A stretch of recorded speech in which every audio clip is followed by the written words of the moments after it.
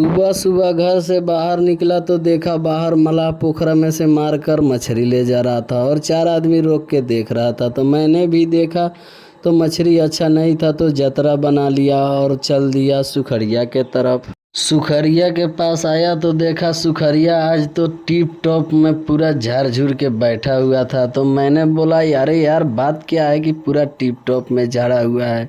আমার অগুয়ার অবস্থা অবকে তো বিয়া করে দেখা যাবে দুটাকে যাচ্ছে চলো অবকে तो बिया करेंगे उम्र भर। वहां से आया तो पहुंच गया बूढ़ा के पास। मैं बोला सुखड़िया शादी करने वाला है, पगला गया है शादी के लिए। तो बूढ़ा भाई बोला कि ठीक है शादी करेगा तो और अच्छे का बात है, चला जाएगा हम लोग बारात। बूढ़ा भाई से बात करके मैं चला गया घर जाने के बाद में देखा कि 8-10 औरत आकर और नाग पंचमी का गाना गा रहा था। तो मैं बैठ के गाना सुनने लगा। प्लीज़ वीडियो को लाइक सब्सक्राइब।